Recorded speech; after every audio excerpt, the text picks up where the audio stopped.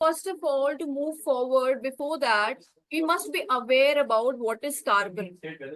Okay? Yeah. Yeah. So carbon is something which is present in the atmosphere. It's found in the atmosphere, it's found in the earth crust, and it is also present inside of all the living organisms. Okay. And carbon is present in like lot of fuels like wood, coal, charcoal, coke, petroleum. Can you see the pictures? Yeah. Yeah. So it is present in most of these things: coal, petroleum, charcoal, coke, and natural gas. The formula of natural gas is it basically comprises of methane, that is CH4. And apart from methane, there are some other gases. So in CH4, you will find C, right? That is carbon. Okay. And Yeah. apart from that, biogas that is being generated by the cow dungs, and when they collect it in that plant and they generate biogas basically. So the main source of origin is carbon.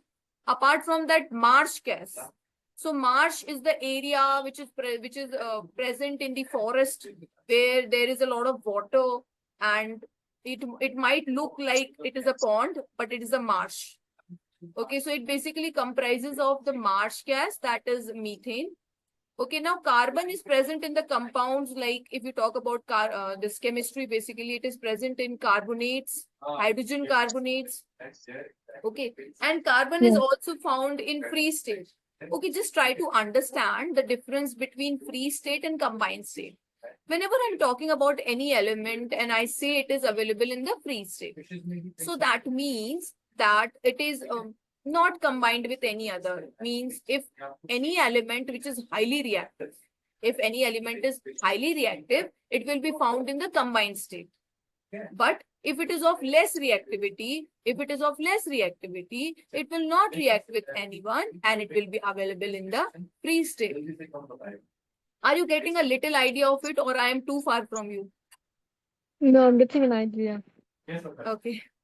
Okay. So once you will let me know about your exactly what is the curriculum going on in your school, where exactly are you, which chapter is running.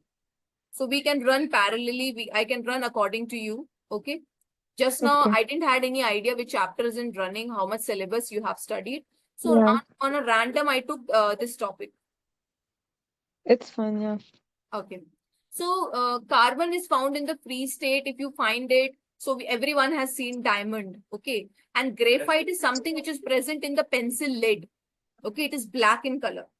Okay. And apart from that, Okay. there is apart from that, there is something called fullerenes.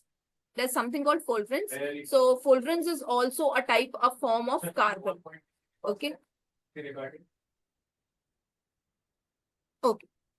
So have you heard about the type of bonding such as covalent bonding, coordinate bonding? Yeah. Yeah. Can you tell me Yeah. what is covalent bond? Whatever you, yeah. Like maybe like when like those There is sharing of elements electrons. combine or they bond. I'm not sure. Yeah.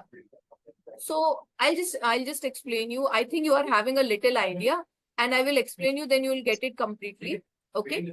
So in this case, you find that there is sharing of electrons. Okay. So suppose carbon is tetravalent. You understand valency? Yeah. Yeah. So valency is like the combining capacity of an atom. Okay. So if this carbon is having 4 electrons in its outermost shell, okay, and then 2 in the inner shell, it has 6 electrons. It has 6 electrons. So the 2 electrons are in the K shell and the 4 electrons are present in the L shell. Okay. So how many electrons are required to acquire stability? 4 are there. 4 more are required. Yes. 4 more. Yes, very good, very good. So to acquire stability, there are 8 electrons that are required. Okay, so 4 are already present and 4 more are required, right? Yeah. Yeah, but there is another possibility because helium is just having 2 electrons. Okay, but still it is stable because of the criteria of stability, which says that you should either have 2 electrons in your K shell. If you only have one shell, that is K shell, then you should have at least 2 electrons or a maximum of 2 electrons in the K shell. So you are stable. But in the case of any other element which is having more than 2 electrons, in the L shell, once you reach the L shell, you should have at least 8 electrons. If you are having 2 electrons in the K shell, like helium, it is well and good to acquire stability. But if you have reached to the after K shell, you have reached to the L shell, then in the L shell, there are 8 electrons that are needed. So 4 were already there, 4 more are needed. But we know that every atom is electrically neutral. Okay. Electrically neutral means there is same number of electrons and protons. So in the case of carbon, it has 6 electrons and 6 protons. Yes? Yeah. Yeah. So in case, we can try out the possibilities. Okay. So the atomic number of carbon is 6 and its electronic arrangement, it has 4 electrons. So it can attain stability. As I told you, it can attain stability by gaining 4 electrons. But what will happen in that case? It is having 6 electrons. I'm sorry, it is having this 6 protons, and you acquire 4 more electrons from someone. So you will now have 8 electrons. 4 were already there, and then 4 you have taken from someone. So you are having 8 electrons. 8 electrons against 6 protons. Yeah. 6, yeah.